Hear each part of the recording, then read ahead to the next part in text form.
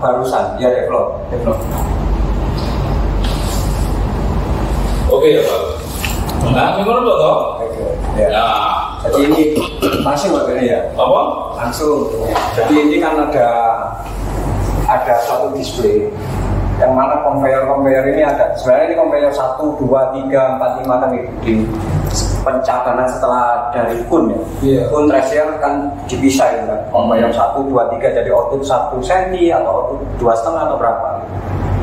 Nah waktu self test dia itu running sendiri, gak perlu, cuman dia langsung run gitu, dia running sendiri. Berapa nilainya? Jadi nilainya turun ke atas 3 ampere gitu ya. Terus nanti di placement formula target si operator yang tahu itu ditulis. Kalau di sini 3 ampere gitu ya. Dia nulis di sini 3 ampere. Itu.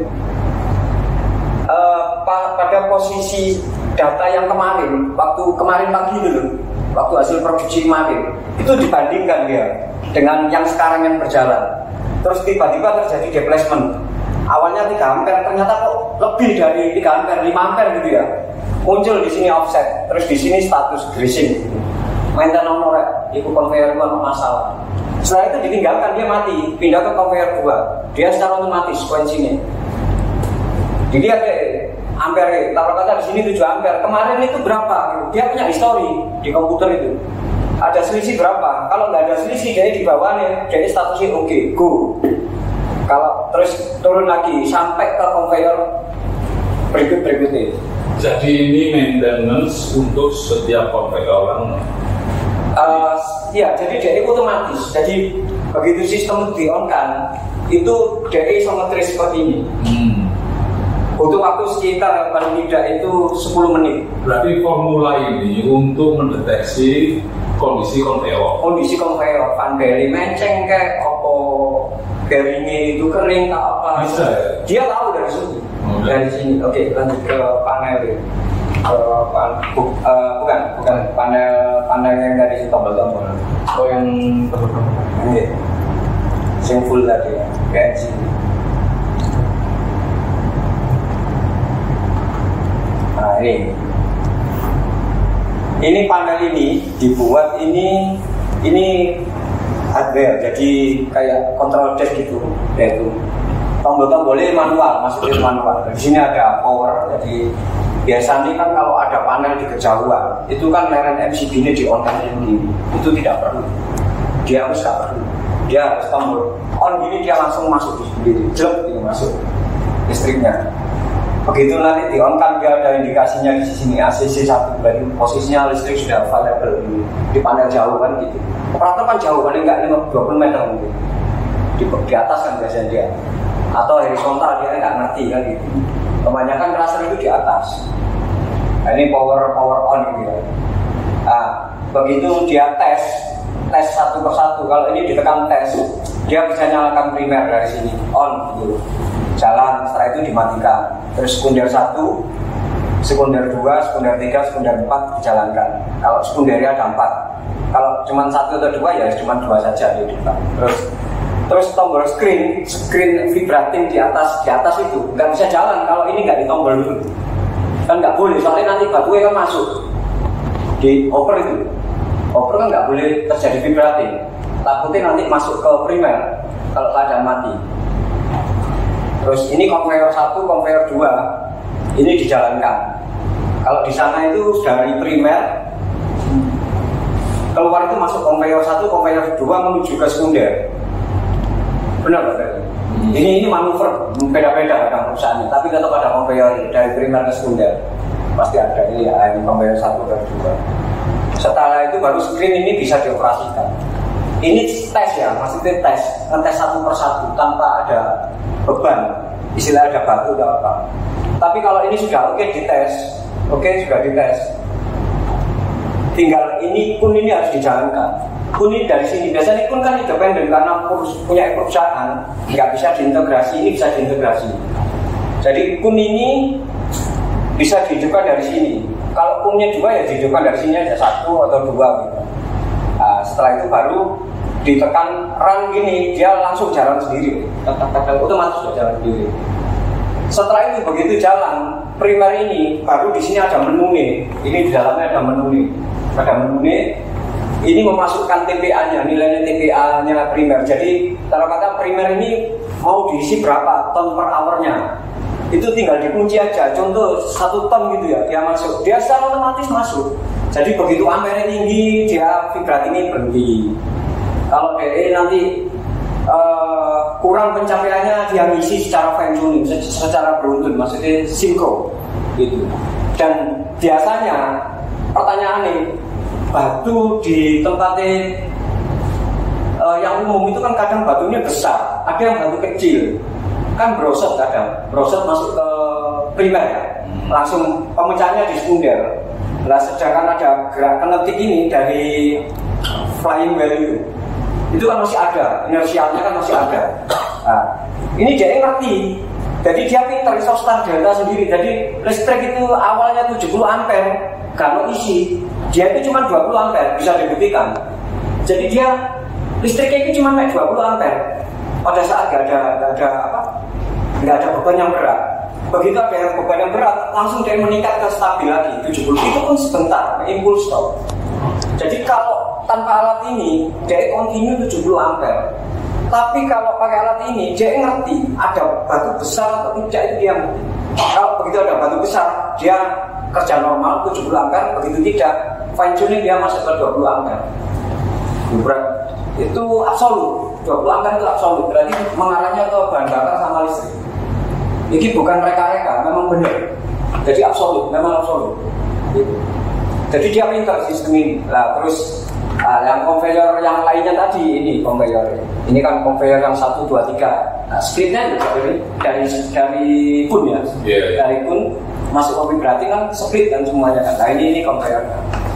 Jadi kalau kun ini berlebihan ampere, dia bisa fine tuning.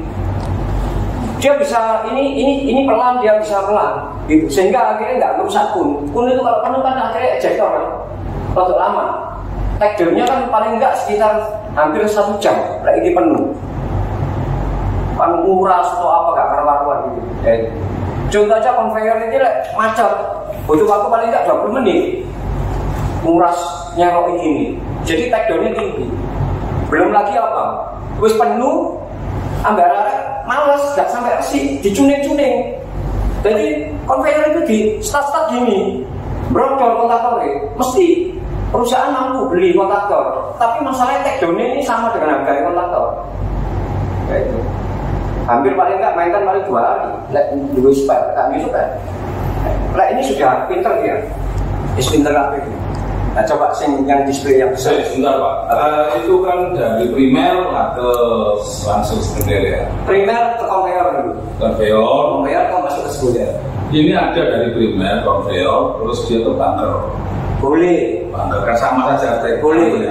Jadi intinya ini kan pengontrolan melalui besaran ampere. Iya. Ya. Terus bisa mendeteksi, bisa menyimpulkan ada penyimpangan atau deviasi dari ampere yang terjadi. Iya. Besaran ampere terjadi. Iya. Benar. Jadi kayak kun ini ya, luber gitu ya.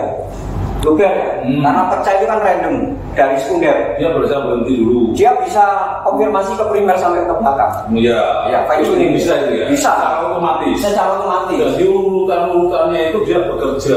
Iya. Terintegrasi. Betul. Ini keuntungannya itu kan begitu. Iya. Itu sudah di dalamnya ada software programnya itu sudah, ya. Yang terkonek kepada panel-panel. Oke. Itu power listrik ataupun genset bisa itu ya? Bisa. Ini kan dashboard control gauge-nya. Cuman yang hebatnya ini kan primer itu kan disetrum aja biasanya orang-orang star delta gitu toh ya. Anak batu itu tetap dari muter gitu 100% ya gayanya 100%.